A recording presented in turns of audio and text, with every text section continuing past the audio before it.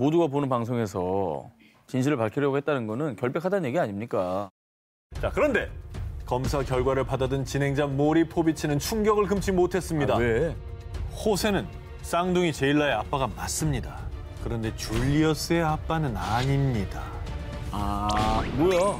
이번 특종은 국민 저혈압 처방 부부의 세계 19입니다. 전 세계 혈압 오르게 하는 부부의 세계들이 정말 취재 과정에서 많은 걸 느꼈습니다.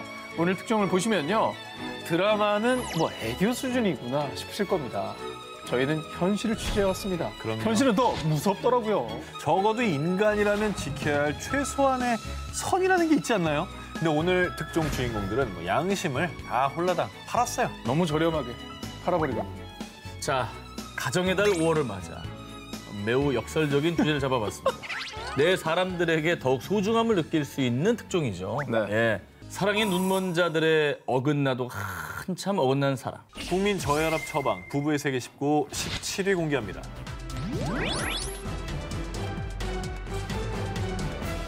할리우드 대표 섹시가이 주드 로와 패션 아이콘 시에나 밀러. 두 사람은 2004년 로맨틱 코미디 영화 나를 책임져 RP에 함께 출연하며 연인으로 발전했습니다. 그 뒤 약혼까지 한 두 사람은 파파라치 사진마저도 화보로 만드는 일명 화보 커플로 불리며 많은 이들의 부러움을 받는 환상의 커플이었습니다. 저때 기억나요. 진짜 선남 선녀였잖아요. 화보잖아요. 진짜 파파라치 컷이 어떻게 저렇게 나오냐. 그러니까. 그런데 2005년 시에나 밀러와 가족들에게 상처를 드려 진심으로 사죄드립니다. 주드로가 시에나 밀러에게 공개 사과한 것입니다. 그런데 주드로가 사과를 한 이유가 뭐였냐? 전 부인 사이에서 낳은 세 자녀들의 보모인 데이지 라이트의 인터뷰 때문이었지요. 주드로는 저와 부적절한 관계를 맺었습니다. 보모 데이지가 주드로와의 불륜을 폭로했고요. 그리고 주드로도 결국 자신의 불륜을 인정했습니다. 종종 이제 헐리우드에서 있는 사고 중에 하나죠. 네. 근데 주드로 좀 많이 실망하셨을 것 같아요. 저 때 굉장히 좋아했던 팬들은. 이후에 주드로와 시에나 밀러는 갈등에 갈등을 겪다가 1년 뒤인 2006년에 결국 파혼을 했고요. 그리고 이때 시에나 밀러는 한 인터뷰를 통해 그래도 주드로는 나의 진정한 친구다라며 대인배스러운 모습을 보였습니다. 근데 사실은 본인도 본인의 프라이드가 있기 때문에 겉으로 쿨한 척한 걸 수도 있겠다라는 생각도 들어요. 뭐 속은 타들어갔겠죠. 뭐 욕해봤자 뭐합니까 이제 와서. 그렇죠. 자, 그런데 말입니다. 연인의 외도에도 쿨했던 대인배 시에나 밀러의 두 얼굴이 한참 뒤에 공개됐습니다. 두 사람이 헤어지고 8년이 지난 2014년. 시에나 밀러도 주드로와 만날 때 다니엘 크레이그와 바람 폈어요. 제가 다 들었다고요. 2014년 휴대전화 해킹 사건 재판 과정에서 해당 일간지의 한 기자가 폭로를 했는데 주드로와 사귈 당시 시에나 밀러가 외도를 했다는 사실을 밝힌 겁니다. 참 서로 잘한 거 하나도 없네요. 시에나 밀러와 주드로가 약혼 관계였던 2005년 일간지 기자는 영화 007 시리즈로 유명한 배우 다니엘 크레이그의 휴대전화를 해킹. 이때 확보한 음성 메시지가 2014년 재판에서 공개됐는데요. 나 지금 주드로와 클럽에 왔어요. 그래도 난 당신을 사랑해요. 음성 메시지에는 시에나 밀러가 다니엘 크레이그에게 사랑을 고백하는 충격적인 내용이 담겨 있었습니다. 여기서 또 한 번 또 화제가 됐었던 건 007의 휴대전화가 해킹됐다는 사실이죠. 그러네요. 네. 그게 굉장히 화제였습니다. 요즘에 네, 첩보기관도 별 수 없구나. 네, 해킹 당하는구나. 이게 또 하나의 화제였습니다. 그러네. 반전 막장녀로 등극한 시에나 밀러. 그런데 뒷목 잡게 하는 그녀의 애정사는 이게 끝이 아니었습니다. 주드로와 결별한 뒤 배우 조시 하트넷, 래퍼 디디, 배우 리스 이판 등 수많은 스타와의 연애설로 스캔들 메이커로 등극했기 때문이죠. 이탈리아의 한 해변가에서 시에나 밀러가 한 남자와 미래를 즐기는 파파라치 사진이 공개가 됐는데요. 그 상대는 과연 누구냐? 그녀의 새 남자는 바로 미국 최고 석유 재벌, 등손자이자 영화 배우인 발타자 게티였습니다. 자, 여기서 문제는 발타자 게티는 아내와 4명의 자녀가 있는 유부남이란 사실. 그래서 사람들이 더 충격을 받은 것이죠. 둘 다 너무 잘못이잖아요. 그러니까 이건 아직 이혼한 상태가 아닌 거잖아요. 아니, 알고 만나는 게 말이 됩니까? 자, 한편 이 모든 사실을 알게 된 발타자 게티의 아내 로제타는 시에나는 가정 파탄범이라며 대분노했고요. 실망감을 감추지 못한 시에나 밀러의 팬들도 시에나 밀러는 할리우드에서 떠나라! 불륜녀가 나오는 영화는 보지 않겠다라며 영화계 퇴출을 요구했다고 합니다. 그리고 시에나 밀러는 한동안 제대로 된 연기 활동을 할 수가 없었습니다. 그런데 더 황당한 건 시에나 밀러는 자숙은커녕 많은 여성들이 날 비난해요. 난 여자들의 공공의 적이 됐다고요. 뭐라도 한마디 해주시죠, 우리 한 기자님. 오래 사세요.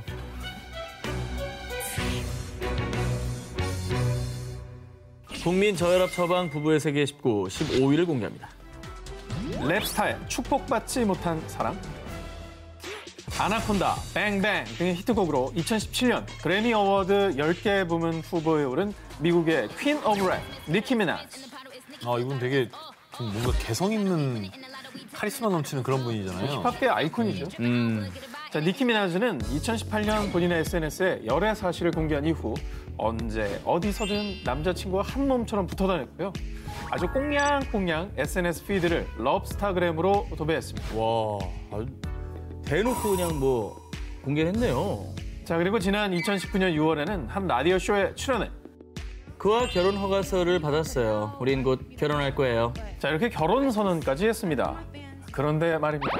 축하받아 마땅한 이 결혼 소식에 다른 건 다 해도 이 결혼만큼은 안 돼. 니키, 네 목숨이 위험해질 수도 있다고. 왜요? 결혼하는데 왜 반대를? 축하는 안 해주고 왜 반대를 해요? 니키 미나즈의 팬들이 두 팔 걷어붙이고 이 결혼을 반대한 이유. 그녀의 결혼 상대인 케네스 패티 때문이었습니다. 대체 그가 누구길래 그러냐? 케네스 패티는 1996년 15살 때 정말 끔찍하게도 16살 소녀를 협박하고 성폭행한 성범죄자이자 2006년에는 한 남성을 총으로 살해한 전과까지 있기 때문입니다. 아우, 그 팬들이 반대할 만하네. 반대할 만하네 정말. 범죄의 질도 사실 좀 약간 무섭잖아요.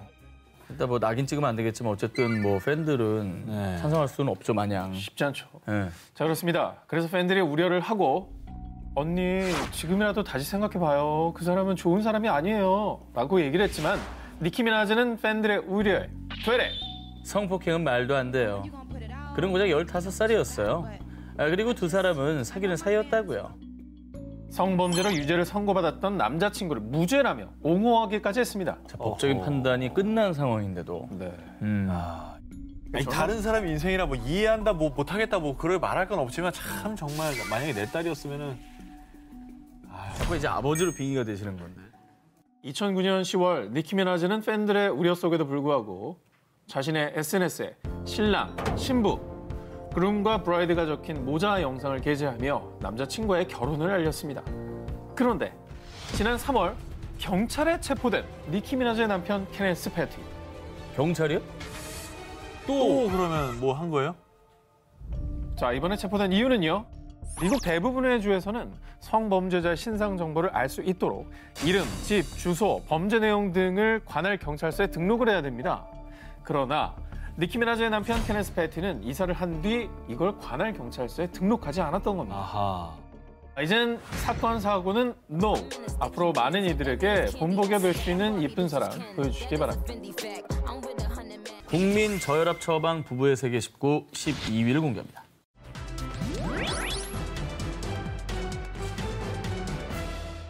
익명의 한 남성으로부터 온 사연이 영국을 충격에 빠뜨렸는데요. 이번 크리스마스를 제가 사랑하는 사람과 보내고 싶은데 아내에게 뭐라고 핑계를 대야 될까요? 야, 이거를 이거를 어디다 사연을 보낸 거야, 이거를? 자, 그런데 사람들을 더 충격에 빠뜨린 건 이 남자가 사랑한다는 여자의 정체였습니다. 자, 심장 부여잡으십시오. 뭐죠? 그녀는 다름 아닌 장모님. 이건 또 뭐래? 자, 이게 어떻게 된 일이냐? 2015년 이 남자는 지금의 아내를 만나 결혼해 누구보다 행복한 결혼 생활을 이어갔는데요. 자, 그런데 어느 날 출장차 두바이에 가게 된 남자에게 한 통의 전화가 걸려왔습니다. 사위, 나도 두바이로 휴가 왔는데 우리 잠시 얘기 좀 할 수 있을까? 때마침 두바이로 휴가를 온 장모님의 전화였는데요. 그렇게 두바이에서 만난 두 사람. 자, 그런데 장모님이 털어놓은 충격적인 얘기. 우리 딸에게 자네 말고 다른 남자가 있어. 내가 대신 사과하네. 장모님을 통해 이 사실을 알게 된 남편은 엄청난 충격과 배신감을 느꼈습니다. 장모님 입장에서도 얼마나 고민이 됐겠어요. 딸이 잘못한 거잖아. 내 딸이 잘못한 건데. 이후 장모님은 행여나 사위가 나쁜 마음을 먹을까 괴로움에 힘들어하진 않았을까 걱정이 돼 출장 기간 동안 사위와 지속적으로 연락을 주고받으며 위로를 해줬는데요. 너무 상처받지만 내가 늘 자네 곁에 있을게. 장모님. 자신의 깊은 상처를 어루만져주는 장모님에게 그만 스르륵 무장 해제되어 버린 사위. 그리고 그날 밤 사위와 장모는 돌아올 수 없는 강을 건너고 말았고요. 이거 1위 아니에요? 자, 그런데 말이죠. 장모님, 아니 새 연인을 만나면서 뒤늦게 남자가 알게 된 또 다른 충격적인 사실. 장모님이 오래전부터 날 좋아한 거야? 아내 바람난 것도 일부러 알려준 거였다니? 장모님이 오래전부터 사위를 마음에 품고 있었고요. 딸과의 부부관계를 끊어놓기 위해 일부러 딸의 외도 사실을 사위에게 알렸던 거죠. 그래서 이후에 어떻게 됐어요? 자, 이 사실을 눈치챈 사위는 곧바로 장모님과 이별을 선언한 게 아니라요. 나를 이렇게나 사랑했다니 이제 내가 그녀를 사랑해줘야겠어. Come on, my darling. 자, 이미 장모님에게 마음을 홀딱 뺏긴 사위는요. 이 사랑을 계속 지켜나가기로 결심을 했습니다. 야, 이건 드라마로도 못 쓰겠다. 너무 막장이어가지고. 영국 유명 일간지에 이 사연이 공개된 뒤 정말 영국 전역이 떠들썩했지만 그 뒤로 이 막장 가족의 소식은 더 이상 전해지지 않았다고 합니다. 다음 특종입니다. 2017년 9월 미국 플로리다주 58세의 여성 캐서린은 잔뜩 화가 난 채로 25살 연하의 전 연인 데이비드의 집으로 쳐들어갔습니다. 그리곤 데이비드를 향해 달걀을 투척하더니 급기야는 전 연인을 차로 치려고까지 했는데요. 극대노네, 극대노. 다행히 곧바로 출동한 경찰에 의해 캐서린이 체포되며 상황은 일단락됐는데요. 그런데 경찰 조사에서 밝혀진 이들의 충격적인 관계. 네가 어떻게 나에게 그럴 수가 있어? 네가 다 망쳤어. 장모님! 저 혼자만 잘못한 건가요? 에? 자, 파국으로 치달은 두 사람의 관계. 대체 이 둘 사이에는 어떤 일이 있었던 걸까요? 약 4개월 전인 2017년 5월, 데이비드는 사랑하는 아내 한나와 저녁 식사를 하던 중 아내에게 충격적인 고백을 듣게 됩니다. 나 사랑하는 사람이 생겼어. 미안해. 아유, 어떡하냐. 정말 큰 배신감에 휩싸인 데이비드는 곧바로 이혼 소송을 제기. 그리고 어떻게 하면 아내에게 제대로 복수할 수 있을까?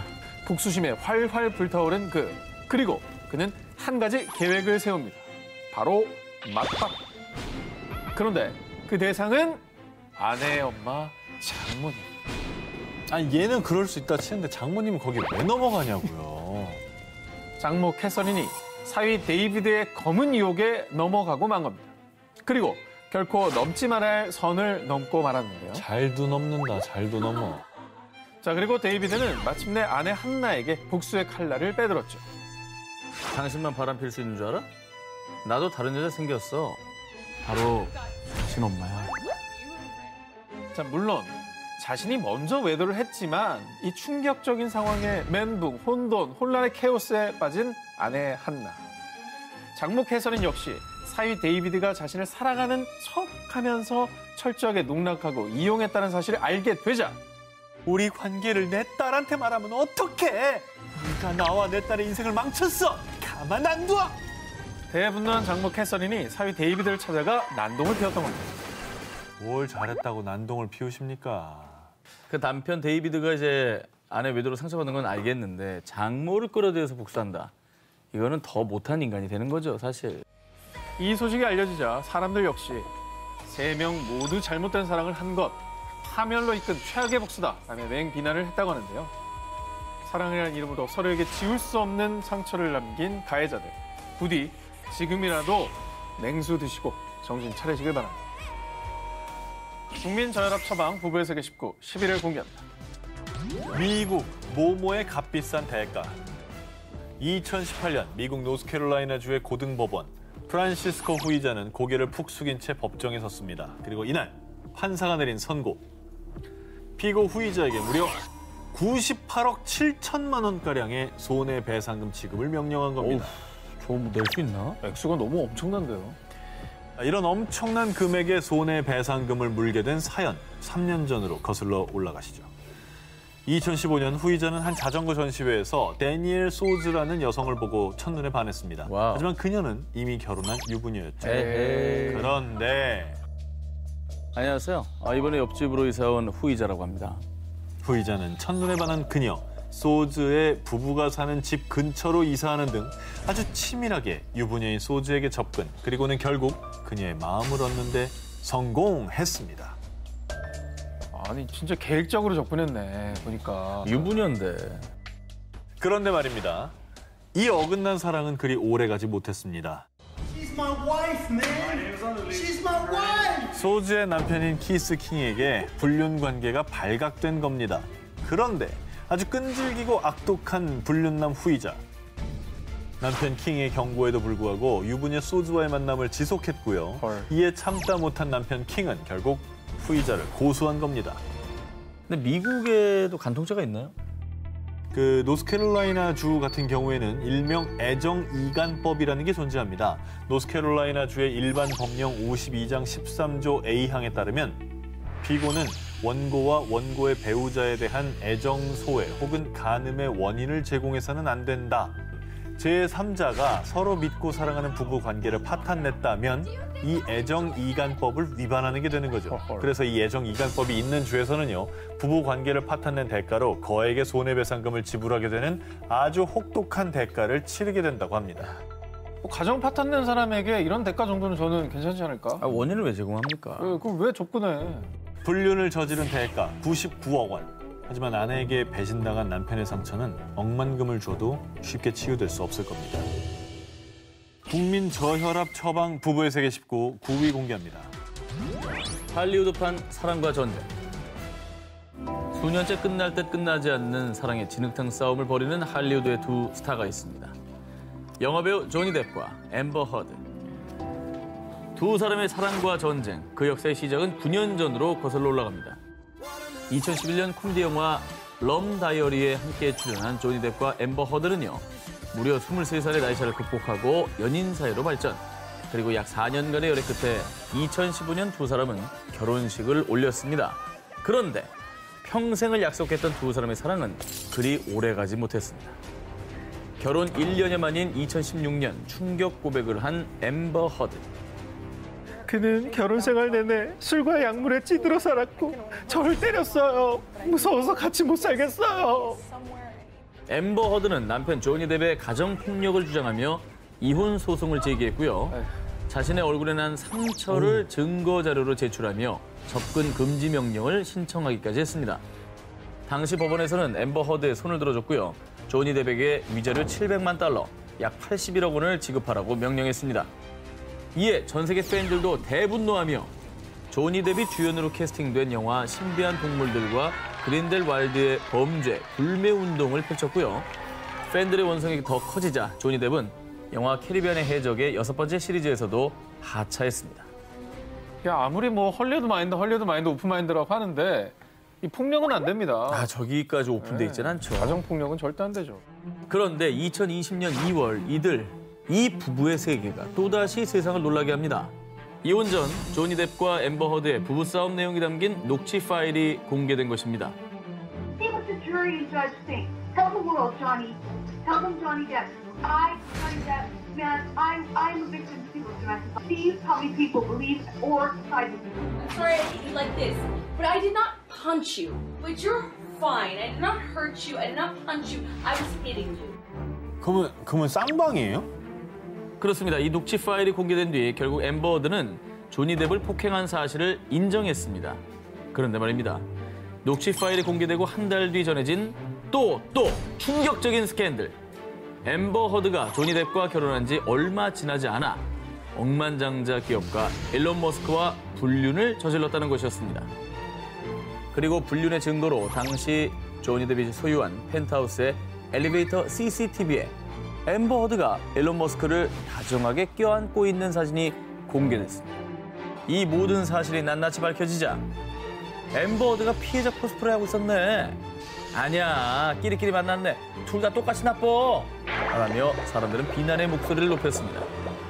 정말 끝날 듯 끝나지 않는 조니 뎁과 앰버 허드의 할리우드판 사랑과 진흙탕 전쟁이었습니다. 국민 저혈압 처방 부부의 세계 19 8위를 공개합니다. 영국 프로 결혼로의 사랑법. 2004년 영국 56세 남성 론 셰퍼드는 사랑하는 연인 웽과 영원한 사랑을 맹세하며 꿈에 그리던 웨딩 마치를 올렸습니다. 자, 뭐 늦게나마 운명의 짝을 만나서 결혼에 꼴이 난 모양이에요. 나이가 좀 늦게 만나셨네요. 자, 그런데요. 11년째 결혼 생활을 이어가던 어느 날 당신이 나를 두고 어떻게 바람을 피울 수 있어? 남편 론 셰퍼드가 필리핀 여행 중 마사지사와 단둘이 하룻밤을 보낸 사실을 알게 된 아내 웽. 그런데 싹싹 빌어도 모자랄 판에 아, 바람이 아니라 잠깐 즐긴 것뿐이야. 여운이 있죠. 와우. 미안하다고 해야지. 빌어야지. 잠깐 즐긴 것뿐이야는 뭐 어쩌란 얘기입니까? 진짜. 그리고 결국 얼마 못 가 론 셰퍼드는 결혼 생활에 마침표를 찍어야 했는데요. 자, 그런데 말입니다. 론 셰퍼드가 아내와 11년간이나 결혼 생활을 하고도 아무 미련 없이 쉽게 이혼할 수 있었던 이유. 이번 결혼이 처음이 아니기 때문이죠. 자, 그러면 지금부터 이 남자의 애정사, 그 화려한 결혼 이력을 읊어드리겠습니다. 1966년 18세 때 첫 번째 부인과 결혼해 3명의 자녀를 낳았지만 결혼 2년 만에 이혼. 1973년 두 번째 결혼을 한 뒤 1년 만에 이혼. 이어서 1976년에 세 번째 결혼을 하지만 또 이혼. 취미가 결혼이에요? 아직 많이 남았습니다. 또 남았어요? 벌써 얘기할 게 아닙니다. 자, 1982년 네 번째 결혼 뒤 이혼. 1986년 다섯 번째 결혼 뒤 이혼. 병이다. 1999년 여섯 번째 결혼 뒤 다시나 이혼. 그만해 이제. 아유. 근데 아직 남았어요, 여러분. 아직 끝이 아닙니다. 자, 2003년 일곱 번째 결혼도 8개월 만에 이혼. 거기에 2004년 여덟 번째 결혼마저 11년 만에 파경을 맞은 겁니다. 자, 그리고 그의 이혼 사연은 대부분 성격 차이. 결혼과 이혼은 자유인데요. 좀 신중하게 결정을 했으면 좋겠다는 거예요. 뭐 애들도 있다며. 자녀들은 무슨 죄예요? 그러니까. 그러면? 지금은 혼자 사는 거예요, 이제? 누구랑 결혼했어요 지금? 그럴 것 같지 않다. 저 이후에도 한 3번쯤 했을 것 같은데? 지금 결혼식 올리고 있는 거 아니에요? 자, 과연 어떨까요? 지칠 줄 모르는 프로 결혼러, 사랑 집착남, 론 셰퍼드. 그가 9번째 결혼을 준비하다가 무산이 됐다고 합니다. 아, 좀 신선하네요 이번엔 또. 하지만 프로 결혼러 론 셰퍼드는요, Don't cry. 어딘가에 내 진짜 사랑이 있을 겁니다. 자, 국민저혈압 처방 부부의 세계 19 7일 공개합니다. 그녀들의 살벌한 복수혈전.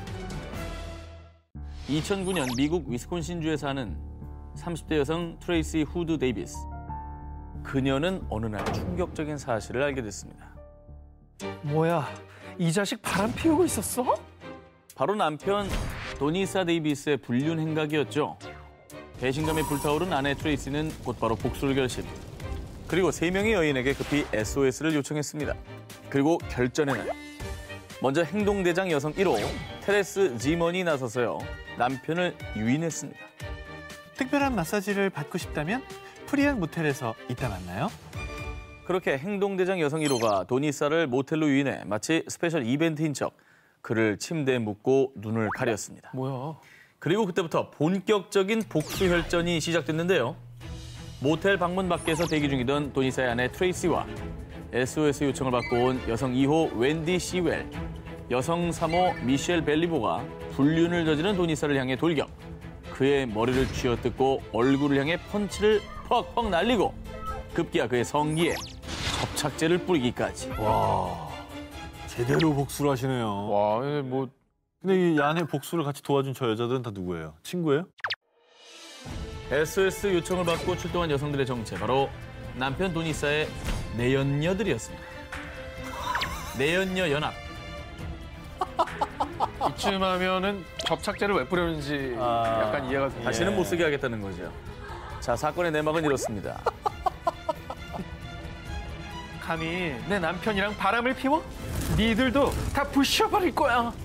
남편이 한 명도 아닌 무려 3명의 여성과 외도한 사실을 알고 분노에 한껏 차오른 아내 트레이스. 그런데 아내 트레이스에게 연락받은 내연녀들은 난 그가 유부남인 줄 몰랐다. 결혼까지 약속했는데 나도 피해자다. 라며 더 분노를 한 것입니다. 헐. 그래서 아내 트레이스는 남편 도니스에게 속아 피해자가 된 여성들과 바람둥이 도니스에게 복수를 했던 것입니다. 아니 그래서 이후에 그러면 또 어떻게 했어요 이 사람들? 남편이 반성을 좀 했습니까? 싹싹 빌고 뉘우쳤습니까? 자, 남편 도니스는 아내 트레이스와 내연녀들에게 사과를 하긴커녕 경찰에 바로 신고했다고 합니다. 근데 이제 속은 시원했어도 사실 폭력은 그러니까 저도 그게 좀 걸려요. 다른 방식이 또 있었을 텐데. 사자 대면해서 망신 주고 반성시켜야 되는데 여기서 이제 그 선을 넘어서 때리고 묻고 막 그렇게 했으니까 폭력은 정당화될 수 없거든요. 아이 자, 국민 저혈압 처방 부부의 세계 19 4위를 공개합니다. 미국 국민 토크쇼에서 밝혀진 모모. 미국의 인기 토크쇼 친자 확인 예능 더 모리쇼. 2008년 당시 19세였던 알레한드리나가 의뢰인으로 스튜디오에 출연했는데요. 전 남자친구가 제 아이들의 아빠라는 사실을 입증해 주세요. 알레한드리나의 주장에 따르면요. 그녀는 전 남자친구 호세 사이에서 쌍둥이 제일라와 줄리어스를 출산했는데 그런데 태어난 아기를 본 전 남자친구 호세는 이 아이들 진짜 내 애들 맞아? 애들 책임지기 싫으면 그냥 싫다고 말해. 어떻게 나를 의심할 수가 있어? 그렇게 억울함을 호소하던 알레한드리나는 결국 쌍둥이의 친부가 전 남자친구인 호세라는 걸 증명하기 위해 방송에 출연해 쌍둥이의 유전자 검사를 의뢰한 겁니다. 야, 그러면 진짜 억울하다는 얘긴데요. 왜냐면 모두가 보는 방송에서 진실을 밝히려고 했다는 거는 결백하다는 얘기 아닙니까? 자, 그런데 검사 결과를 받아든 진행자 모리 포비치는 충격을 금치 못했습니다. 왜? 호세는 쌍둥이 제일라의 아빠가 맞습니다. 그런데 줄리어스의 아빠는 아닙니다. 아, 뭐야? 쌍둥이라며요. 알레한드리나가 낳은 쌍둥이 중에 한 아이만 호세의 친자식이었던 겁니다. 그게 무슨 말이야? 아니, 쌍둥이는 한날 한시에 낳는 애들이잖아요. 그렇죠. 이 희귀한 케이스를 이부 동시복 임신이라고 하는데요. 한 여성이 배란기의 난자를 2개 이상 배란하고 서로 다른 남성의 정자에 의해 수정된 것을 말합니다. 다른 종의 정자가 공존하고 있었던 거예요? 그렇죠. 그리고 하필이면 그 타이밍에 저분의 배란이 2개가 나온 거죠. 이렇게. 즉 여자친구 알레한드리나가 남자친구 호세 그리고 다른 남자와 비슷한 시기에 관계를 맺은 게 입증이 된 거죠. 그러면 불륜이 맞았네. 외도한 게 맞네. 뻔뻔하게 자신의 잘못을 속이려 했던 그녀의 최후. 부디 반성하시고 아이들에게 부끄럽지 않은 엄마가 되길 바랍니다. 국민 저혈압 처방 부부의 세계 19 3위 공개합니다. 금지된 사랑의 최후. 2018년 미국 휴스턴 40대 여성 브릴 데니얼스. 그녀가 이 법정에 서게 된 사연. 2016년 두바이에서 한 남성과 접선한 데니얼스. 현재 수사는 어떻게 진행되고 있지? 지금 미국에 가면 바로 체포될 거예요. 근데 수사국에 내 동료가 있으니까 걱정 말아요. 나만 믿어요. 뭘 접선하고 있는 것 같은데? 약간 뭐 테러 단체입니까? 뭡니까? 범죄자들 같은데요? 그렇습니다. 그녀가 법정에 선 이유는 수사 정보 누설 혐의 때문이었습니다. 테러리스트에게 정보를 빼돌린 데니얼스의 정체. 그녀는 바로 두바이 미 영사관에서 근무하는 미 해군 범죄 수사국 소속 특수요원이었습니다. 네? 특수요원이 수사 기밀을 빼돌렸다고요? 나라를 위험하게 만드는 일이잖아요. 스파이네요. 자, 이게 어떻게 된 일이냐? 2016년 브릴 데니얼스는 두바이 제벨 알리 항구 테러 사건을 조사하던 중 테러 용의자인 나달 디아라는 남성을 알게 됐는데 그는 미국에서 위조 여권을 사용해 이란으로 석유 장비를 불법 운송하는 데 가담한 혐의로 미 정보당국의 수사 대상에 오른 인물이었습니다. 그런데 테러 용의자 디아를 수사하며 이야기를 나눌수록 묘한 사랑의 감정을 느낀 데니얼스. 아이고. 그러더니 결국 디아, 당신을 위해서라면 뭐든 할 수 있어요. 사랑해요. 데니얼스, 나도 사랑하오. 그러면 날 좀 도와주겠어?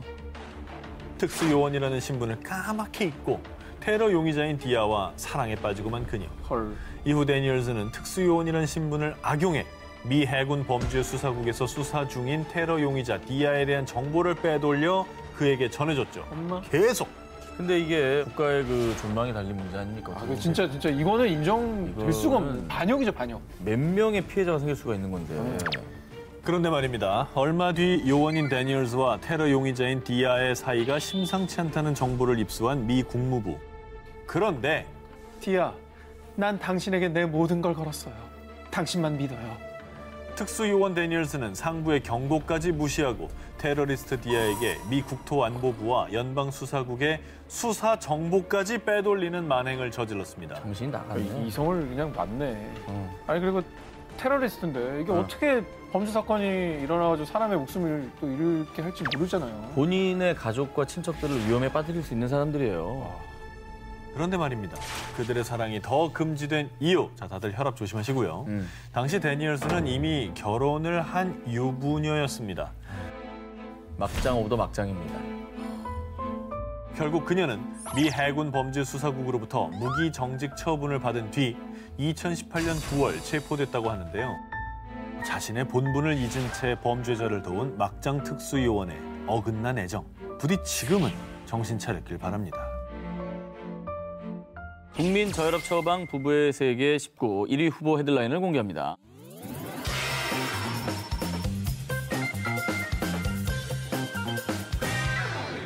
(2008년 12월) 일본 연예계를 뜨겁게 달군 소식이 전해졌습니다.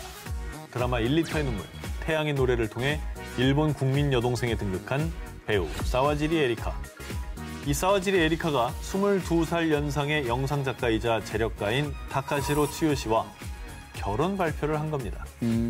이후 약 한 달 뒤 두 사람은 결혼식을 올리고 정식 부부가 됐습니다. 그런데 말입니다. 두 사람이 결혼하고 약 한 달 뒤 엽기 결혼 계약서 쓴 사와지리 에리카 부부.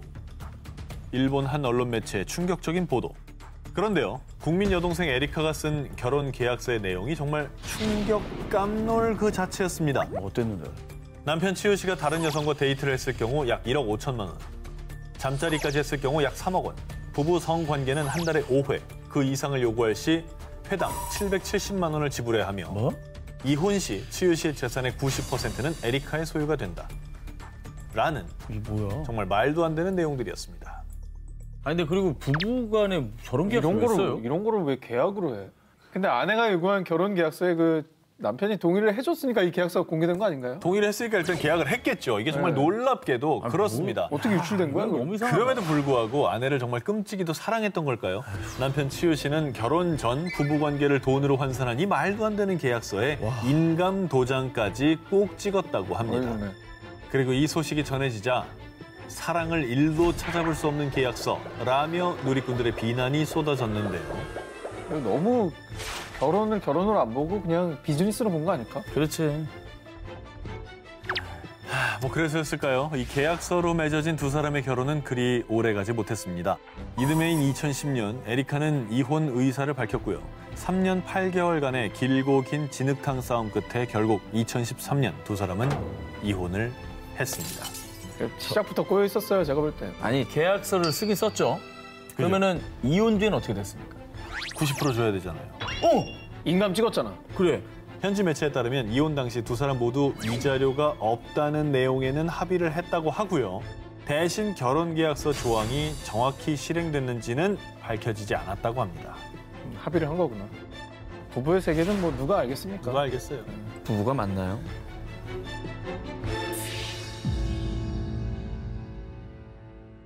(2011년) 영국 노팅엄셔에 사는 대학생 루스 제퍼리. 그녀는 이메일을 확인했다가 아주 깜짝 놀라고 마는데요. 또야? 대체 누가 이런 걸 또 보낸 거야? 누군가 제퍼리에게 음란 사진을 보낸 겁니다. 헐. 그리고 이게 처음이 아니었죠. 사실 제퍼리는 3년 전부터 의문의 남성에게 스토킹을 당해왔는데요. 스토커는 그녀의 이름으로 성인 사이트에 가입해서요. 도대체 어떻게 찍은 건지 제퍼리의 나체 사진을 성인 사이트에 유포. 그리고 제퍼리의 나체 사진을 그녀의 부모님과 친구들에게 전송하기까지 했습니다. 그런데 스토커의 악행은 거기서 끝이 아니었습니다. 어느 늦은 밤 제퍼리의 집 앞. 제퍼리 맞죠? 사이트 글 보고 왔어요. 오늘 밤 어때요? 뭐야? 그 악질 스토커는 성인 사이트에서 제퍼리를 사칭해 남성들에게 하룻밤을 제안하는 글을 올린 겁니다. 거기에 그녀의 집 주소까지 떡하니 올려놨고요. 야, 저건 진짜 악질이다. 빨리 잡아서 저기 법에 처벌을 받게 해야 되겠는데요? 전 스토킹이 좋아서 하는 스토킹이 아니라 괴롭히려고 하는 것 같은데? 그러니까. 무려 3년간 지속된 스토커의 악행에 제퍼리는 섭식 장애에 우울증까지 앓으며 점점 심신이 피폐해졌습니다. 그런데 정말 다행히도 그녀가 스토커에게 시달릴 때마다 옆에서 큰 힘이 되어준 사람이 있었습니다. 제프리, 나만 믿어. 이따 내가 데리러 갈게. 걱정하지 마. 바로 10년째 교제 중이던 제퍼리의 남자친구 쉐인 웨버. 제퍼리는 자상한 남자친구 덕분에 그 지옥 같던 시간들을 견딜 수 있었습니다. 그리고 어느 날 잡히지 않을 것 같던 악질 스토커가 3년 만에 체포가 됐는데요.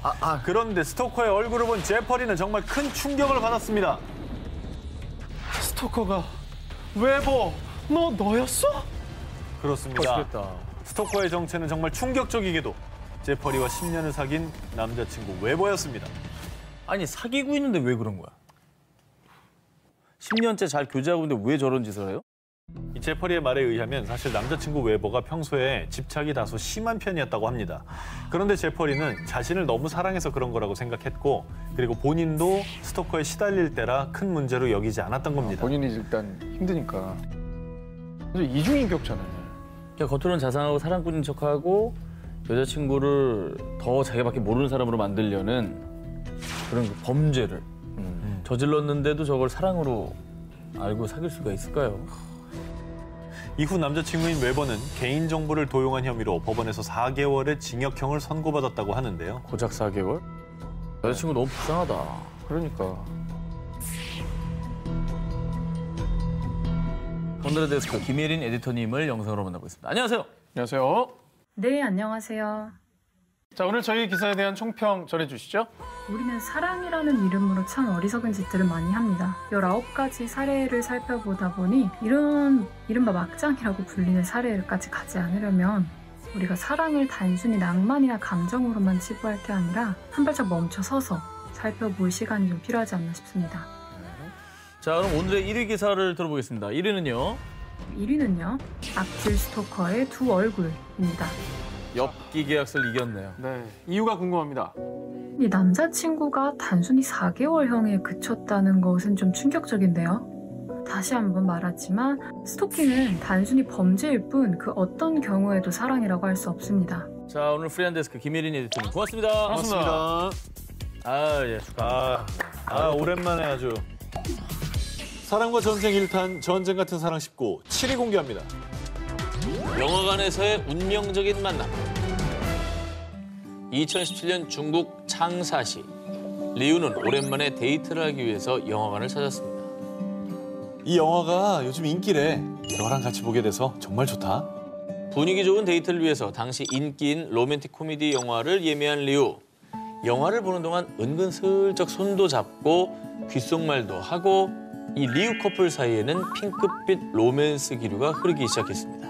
그런데 영화가 끝나고 영화관에 불이 켜진 그 순간 당신 뭐야? 내 여자친구한테 무슨 짓이야? 불같이 화를 내더니 한 남성에게 달려든 리우. 두 남성의 난투극으로 영화관은 아수라장이 됐습니다. 뭐예요? 반대쪽에 앉은 남자가 그 여자친구한테 막 뭘 했나? 이렇게 막 이렇게 손잡으려고 그러고? 그럼 당연히 화나지. 엄청나게 화나지. 그냥 뭐 곱게 못 넘어가지 사실. 그게 아닙니다. 아니에요? 그게 아니었어요. 뭐라고요? 그렇게 평범한 거면 제가 소개했겠습니까?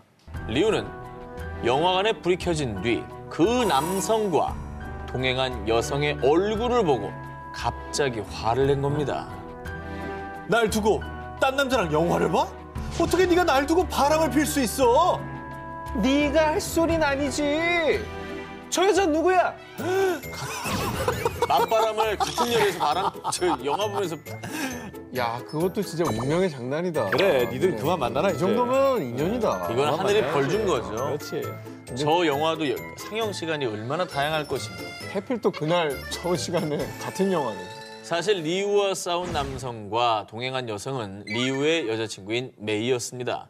메이가 전 남자친구와 몰래 데이트하다가 현 남자친구인 리우와 딱 마주친 겁니다. 얘 뭐 양쪽 다 바람핀 거니까 뭐 할 말 없는 아니, 거야. 배신을 한 건 정말 잘못인데 문제는 아까 지도했다는 거. 당당하게 저 여자는 누구야 했던 걸 보니 거기도 바람 폈잖아 지금.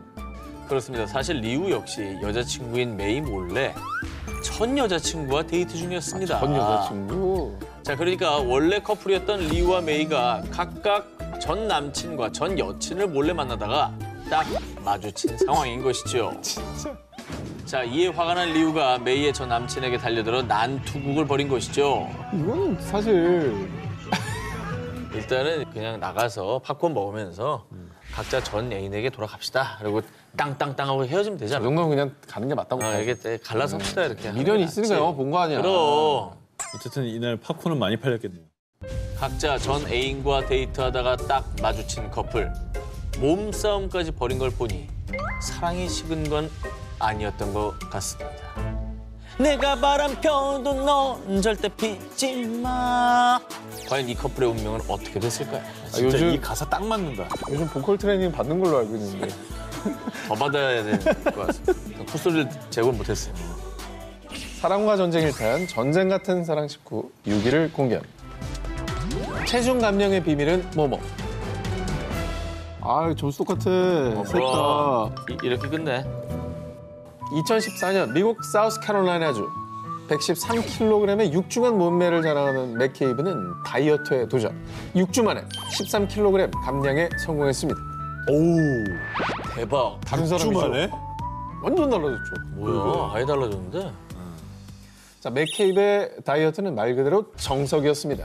일주일에 3번 헬스장에 가서 1시간 정도 운동을 했고요. 근육량을 늘리기 위해 단백질 파우더를 섭취하는 정도였습니다. 대단한데? 자, 그런데 말입니다. 이후에도 하루하루가 다르게 살이 쭉쭉 빠지더니 몇 달 만에 30kg까지 감량. 게다가 체중 감량 후 원인을 알 수 없는 고통에 시달리게 된 맥케이브. 왜 그래? 손가락과 발가락이 따끔거리고 목이 뻣뻣해지는가 하면 음식을 삼키기 어려운 지경에 이르렀는데요. 심지어 아니 살이 빠지면 이게 멋있어져야 되는데 왜 이렇게 환자 같지? 동료들도 그의 안색이 달라진 걸 한눈에 알아봤을 정도였습니다. 이 정도면은 시기가 우연히 다이어트를 하고 있을 뿐이지 이건 지금 건강이 안 좋은 거예요. 어디가 안 좋다? 네, 어디가 안 좋은 거예요. 아니면 무리한 다이어트로 내가 봤을 때는 좀 건강을 해치고 있는 게 아닌가. 제가 볼 땐 무슨 중독인 것 같아요. 역시 연륜이 나는 건. 자, 계속되는 통증에 병원을 찾은 그는 의사로부터 충격적인 이야기를 듣게 됩니다. 간 기능도 저하돼 있고 백혈구 수치도 높아요. 아무래도 비소 중독인 것 같습니다. 이야 연륜. 역시 연륜이. 대단하다. 나 이거 왜 알아? 장기간 복용하면 폐질환, 피부암, 폐암까지 일으킬 수도 있는 독성 물질인 비소 성분이 그의 체내에서 검출된 겁니다. 아니 근데 왜 비소에 중독이 됩니까 갑자기? 자, 이유를 찾아보니 평소 그가 복용하던 단백질 파우더에서 다량의 비소 성분이 발견. 그래. 그런데 정말 충격적이게도 단백질 파우더에 비소를 섞은 범인은 바로 그의 아내 에린이었습니다. 아내가 독살하려고 든 거예요? 네, 결혼 17년 차였던 맥케이브와 에린은 평범한 결혼 생활을 이어가던 중 어느 날부터 아내 에린의 태도가 달라지며 위기가 찾아왔는데요. 에린은 맥케이브가 술을 먹고 들어오는 날은 외도를 의심, 매일같이 맥케이브의 이메일과 휴대전화를 확인하며 사생활을 감시, 급기야는 이혼을 요구했습니다. 하지만 맥케이브는 결혼 생활의 위기를 극복하고 아내와의 관계 개선을 위해 운동과 다이어트를 결심. 달라진 자신의 모습을 보면 아내의 마음도 돌아올 거라 생각했던 건데요. 반대죠. 이거는 저 아내 입장에서는 이 남자가 바람이 나서 몸을 만든다고 생각했을 거예요. 딴 여자한테 잘 보이려고. 정말 엄지척입니다. 이 분석력. 동치미 이런 데 섭외 오겠는데요? 거의 전문가인데? 이런 맥케이브의 마음도 모르고 에린은 더욱더 그를 의심했고요. 더 의심. 이혼까지 거절당하자 이같이 끔찍한 일을 저질렀던 겁니다. 결국 아내와의 이혼을 결심한 맥케이브. 그런데 이혼 과정에서 또 한 번의 충격적인 사실이 드러났습니다. 그만 충격. 아내에게는 다른 남자가 있었고요. 이거 예상 못했지. 이거 예상 못했지 이거는. 야, 나도 바람을 내가 피니. 졌다. 그리고 남편 맥케이브의 이름으로 생명보험에 가입한 정황까지 드러났습니다. 세상 누구보다 사랑했던 사람이 어느 순간 생명을 위협하는 원수로 돌변. 남편을 희생시키고 얻은 사랑과 돈으로 과연 행복할 수 있을 거라 생각했나요? 너무 가슴 아픈 거는 그 아내에게 잘 보이려고 다이어트를 했던 저 노력들. 내 스스로가 너무 싫을 것 같아. 자, 저희 셋 다 34점 동점입니다. 와, 이거 되게 드문 경우 아니에요? 지금 받게 될 15점이 굉장히 중요합니다. 그렇죠. 지금이 아주 중요하죠. 중요합니다. 자, 이 15점을 획득할 5위 기사의 주인공 누구일지 사랑과 전쟁 1탄, 전쟁 같은 사랑 19, 5위를 공개합니다. 일단 보내드리죠. 전! 일단 보내고 합시다. 아니야, 전! 일단 5로 갑시다. 무조건 전을 해야 돼. 한탄! 전! 모모가 세워진 황당한 이유. 2013년 11월 미국 미시간주 오클랜드 카운티의 한 주택. 창밖을 보다가 무언가를 발견하고 깜짝 놀란 리아 투오히. 자, 그녀를 충격에 빠뜨린 것의 정체는 바로 이것이었습니다. 저 뭐예요? 중지네요. 중지를 모았어요. 네. 아니, 저건 뭐 설명이 좀 그런데 누가 아니, 봐도 의미는 알겠죠. 근데 진짜 기분 나쁘네요. 아니, 저게 그냥 저 크기를 보세요. 저게 거의 2층 높이에 거의 다 있는데? 저 규모를 봐요. 조각 제품을 지금 갖다 놓은 거예요? 자기 여기 우리 집에다가? 천장만 한 거야, 지금 네. 이거. 이 손가락 욕설 동상을 세운 사람은 바로 리아의 전 남편 알렌 말코비치였습니다. 아니, 전 세계 저 모양 동상은 저거밖에 없잖아요. 예, 사실 이 말코비치는 아내 리아의 불륜으로 이혼. 이후 리아는 다른 지역으로 이사를 갔는데요. 그러자 말코비치는 이젠 전 부인이 된 리아의 바로 옆집으로 굳이 이사를 갔습니다. 그리고 무려 약 7,000달러, 한화 약 740만 원을 들여서요. 전 부인 리아의 집에서 잘 보이는 자신의 집 테라스에 약 3.6m 높이의 손가락 욕설 동상을 세웁니다. 그리고요, 심지어 야간에도 잘 보일 수 있게 동상 아래 정신성과 저렇게 조명을 때렸습니다. 야간에 더 잘 보인다. 야, 조명 때리니까 더 기분 나쁘다. 덕분에 리아는 밤낮을 가리지 않고 온종일 손가락 욕설 동상을 마주해야 했습니다. 이 손가락 욕설 동상을 본 누리꾼들은 남자가 쪼잔해, 너무 유치하네, 뭐 내 돈 내사는데 무슨 상관? 이렇게 다양한 반응을 보였는데요. 불륜을 저지른 아내를 공개에 망신시키는 데는 성공한 말코비치는 이건 빌어먹을 불륜남에게 보내는 겁니다. 손가락 욕설 동상은 전 부인 리아가 아닌 불륜남에게 보내는 메시지라고 밝혔습니다. 자기 인생 살아요, 자기 인생. 아우, 이웃끼리 저렇게 하면 얼마나 아니, 근데 불편해요. 나는 절로 이사 가면 불륜남을 마주칠 거 아니에요. 그럼 기분 더 더럽지 않나? 그러니까 볼 때마다 굳이 자기도 저 화날 불륜을 텐데. 왜 가? 사랑과 전쟁 1탄, 전쟁 같은 사랑 19, 4위 공개합니다. 남편에게 모모 부은 이유. 2020년 7월 14일 영국 채셔주 모두가 잠든 새벽 이웃집 문을 두드린 한 여성. 제가 아무래도 남편을 죽인 것 같은데 저 좀 도와주세요. 도움을 요청한 사람은 50대 여성 코린나 스미스였습니다. 죽인 것 같은 건 뭐예요? 자, 그래서 이웃은 바로 경찰에 신고를 했고 구조대원에 도착했을 때 사건 현장의 모습은 너무나도 처참했습니다. 남편 마이클 베인스는 온몸에 화상을 입은 채 울부짖고 있었고 그의 주변에는 끈적한 액체가 흥건했습니다. 마이클에게 화상을 입힌 액체의 정체는 놀랍게도 설탕물. 그리고 정말로 끔찍한 건 그의 아내 코린나가 의도적으로 그의 얼굴에 펄펄 끓인 설탕물을 부었다는 겁니다. 의도적으로? 실수가 아니네. 화상을 더 심하게 하려고 설탕물을 부은 거거든요. 왜 그 뭔 영화였어? 설탕물이 잘 안 씻겨 나간단 말이에요. 끈적끈적해지죠. 얼굴에 들러붙잖아요. 그 뜨거운 상태로. 네, 결과는 끔찍했습니다. 결국 남편은 병원에 이송된 지 한 달 만에 사망했는데 여봐. 하지만 코린나는 38년이나 같이 산 남편을 왜 죽이겠어요? 그저 어떤 말을 들었는데 너무 화가 났어. 말 한마디 때문이라고 이게. 남편을 살해할 의도는 절대 없었다고 주장했는데요. 아니 죽일 의도도 아닌데 왜 저렇게까지 해? 저거는 진짜 연구한 건데 거의.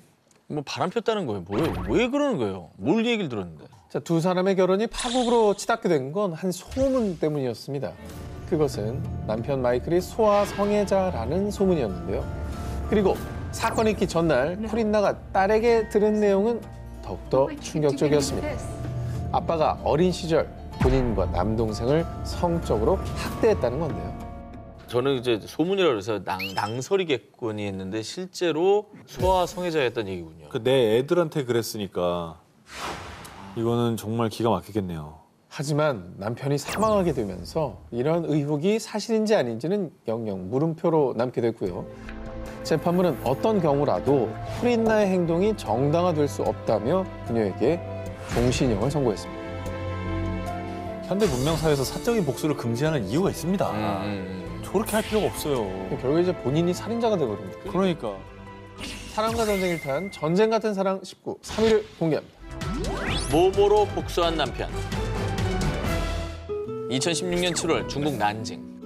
44살 장 씨는 이혼과 사별을 겪은 뒤 지금의 아내 펜과 세 번째 결혼을 하게 되면서 이번만큼은 가정을 꼭 지키리라 결심했습니다. 함께 작은 농장을 운영하며 알콩달콩 미래를 그렸던 두 사람. 자, 그런데 어느 날부터 부인 펜이 생식기의 염증으로 고생하더니 구토와 가슴 통증까지 호소. 결국 병원 신세를 지게 됐습니다. 그녀의 증상을 살핀 주치의는 일종의 독성 물질 중독 증세인 것 같습니다. 혹시 짐작 가는 게 있으신가요? 아, 실수로 농약을 아내 몸에 쏟았는데 그것 때문에 중독된 것 같아요. 농약을 쏟았으면 진작 병원에서 그 치료를 받거나 뭐 그 씻어내거나 했어야 되는데. 하지만 어딘가 초조한 듯 의사의 눈을 똑바로 마주치지 못했던 장 씨. 이를 이상하게 여긴 의사는 아내의 목숨이 달린 일이라고 장 씨를 추궁했고 그제서야 그는 사실은 그냥 단순히 아내를 혼내주려다가 그만. 사실 자신이 아내의 속옷에 제초제를 발랐다고 고백했습니다. 이건 또 뭔 소리야. 뭐 혼을 왜 내, 아내를. 아니 제초제를 바르면 그게 혼이나 사람이 죽는 거지 그게. 그래. 사건의 발단은 이랬습니다. 함께 농장을 운영했던 두 사람. 장 씨는 농장 일을 책임지고 아내 펜은 외부 연락 업무를 담당했습니다. 그런데 아내가 SNS로 사람들과 대화하는 것에 재미를 느껴 점점 남편을 등한시하기 시작. 이에 장 씨가 불평을 토로하며 두 사람의 갈등이 시작됐습니다. 장 씨는 SNS 채팅에 흠뻑 빠진 아내가 바람을 피운다고 생각해 분노. 아내를 혼내주겠다며 잡초를 뽑고 남은 제초제를 아내의 속옷에 뿌렸던 것이죠. 심지어 장 씨가 사용한 제초제는 해독제도 없는 맹독성 제초제였다고 합니다. 아내의 염증이 심각해질 동안 자신의 잘못을 숨겼던 장 씨. 결국 아내는 치료 시기를 놓쳐 사망하고 말았습니다. 사망했네 진짜로. 결국 장 씨는 고의적 상해죄로 징역 12년형을 선고받았습니다. 이게 왜 상해죄예요? 살인죄가 아니고? 한순간의 잘못으로 아내를 잃은 장 씨는 참회의 눈물을 흘리며 후회했지만 그들이 꿈꿨던 행복은 이미 돌이킬 수 없게 되어버렸습니다. 너무 슬프다, 이거. 사랑과 전쟁 1탄, 전쟁 같은 사랑 19, 2위를 공개합니다. 모모와 함께 돌아온 남자. 2018년 미국 유타주. 47살 남성 드웨이는 부부싸움 후 집을 나선 뒤 아들에게 전화를 걸었는데요. 아들, 아빠 오늘 집에 가니까 엄마한테 집에 있으라고 전해줘. 뭐 화해하려고 뭐 이벤트 뭐 이런 거 준비한 건가요? 뭐 마지막이든 아니든 어쨌든 진지하게 대화를 한번 하기 위해서 자리를 마련해달라고 이런 부탁이잖아. 그런데 말입니다. 곧장 집으로 향한 유드는 상상을 초월하는 너무도 충격적인 짓을 벌이고 맙니다. 안 돼. 바로 경비행기를 타고요. 자택을 향해 그대로 쾅 돌진. 유드의 집은 순식간에 초토화, 화염에 휩싸였습니다. 야, 근데 아내를 집에 있게 한 다음에 저렇게 했다는 거는 죽이려고 한 거잖아요, 지금, 그죠? 근데 저거는 너무 위험하다. 저럴 경우에 이웃집에 불이 난다거나 저게 잘못해서 다른 집에 떨어졌으면 어떻게 될 뻔했어. 그치. 사실 비행기를 저렇게 핀포인트 조종하는 게 쉬운 거 아니에요. 사실 평소 유드는요, 아내 샌디의 불륜을 의심했습니다.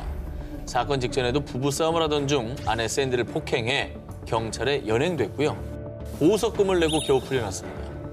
하지만 유드는 반성은커녕 감히 날 경찰에 끌려가게 해?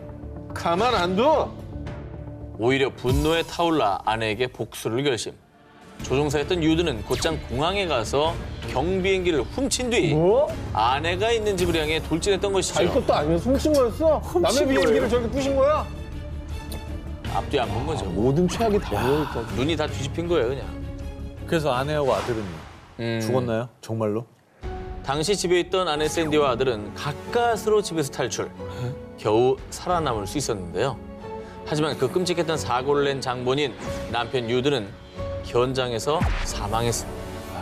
자기만 죽었네, 자기만 죽었어. 순간의 분노에 눈이 멀어 가족을 죽이려 했던 남자. 끔찍한 전쟁이 아닌 이해와 사랑을 택했다면 어땠을까요? 사랑과 전쟁이 탄 전쟁 같은 사랑 19, 18위와 1위 헤드라인을 공개합니다.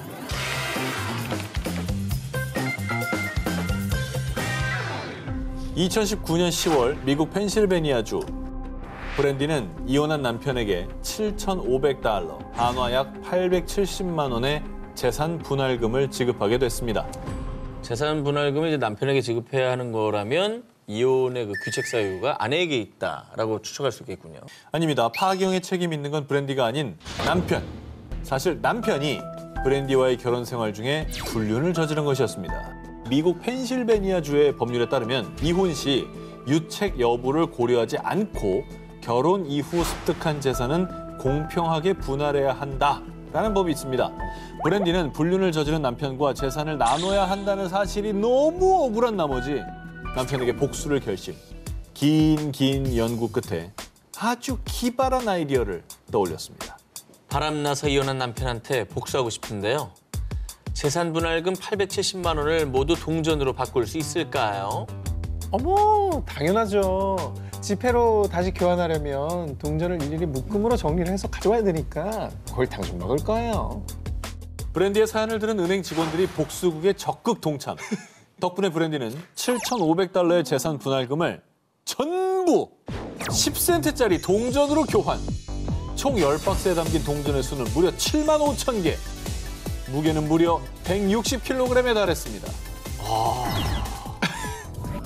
하긴 저게 뭐 무조건 지폐로 줘야 된다, 현찰로 줘야 된다 이런 게 없으니까. 없죠. 사실 편할 거면 계좌이체로 주는 게 제일 편한데. 제일 편하지. 아니 뭐 편하게 주기 싫은 거죠. 은행 직원들끼리는 뭐 옆에 은행이어도 다 알 테고 누가 왜 저 많은 동전을 가져갔는지도 알 테니. 네. 자, 은행 직원이 정말 응원을 세게 해줬네. 네. 그리고 브랜디는 이혼이라고 적힌 티셔츠를 입고 자신의 복수 과정을 SNS에 공개. 이에 일부 누리꾼들은 남편 표정이 어땠을지 너무 궁금해요. 바람핀 남편은 잊고 새 출발하세요 라며 그녀를 위로했는데요. 마지막으로 브랜디는 이혼한 남편에게 이렇게 일침을 가했습니다. 그 동전들을 하나하나 다 세면서 네가 버린 어린 두 아이와 홀로 아이를 키워야 하는 내 삶이 얼마나 힘들지 생각해. 2010년 페루 남부 아레키파. 조용했던 마을에 돌연 강렬한 폭발음이 울려 퍼졌는데 굉음과 함께 마을 전체가 뒤를 정도로 땅이 진동. 깜짝 놀란 주민들이 거리로 뛰쳐나왔습니다. 비행기 그것처럼 또 뭔가 무시무시한 폭발을 한 거 아니에요? 이거 정말 끔찍합니다. 이거. 집안에 재운 다음에 뭐 가스를 폭발시킨다든지. 가스 폭발 가능성이 있죠. 자, 우선 그 엄청난 폭발음의 정체는 다이너마이트. 다이너마이트? 졌어. 다이너마이트가 경비행기를 능가하는. 아니 다이너마이트가 이렇게 일반인들이 쓸 수 있는 거예요? 자, 한 가정집에서 다이너마이트가 폭발했고 그 집에 살던 부부인 남편 롤란도와 아내 낸시는 결국 싸늘한 죽음으로 발견됐습니다. 즉사했구나. 부부가 다? 이들 부부를 지켜봐왔던 이웃 주민들은 그날 그 집 부부가 엄청 심각하게 싸우더라고요. 아 글쎄 우리 집까지 고성이 들렸다니까요. 맞아요. 그래서 그렇게 서로 죽일 듯이 싸우더니 결국 이렇게 일이 터졌네요. 라고 증언했습니다. 가정집이 무슨 다이너마이트입니까? 그러니까 그게 민간에 돌아다니는 물건이 아니잖아요. 자, 사건의 진상은 이렇습니다. 평소 부부싸움이 잦았던 낸시와 롤란도 부부는 사건 당일에도 말다툼을 했고요. 이 광기에 휩싸인 남편 롤란도는 급기야 이성을 잃고 아내를 잔혹하게 살해.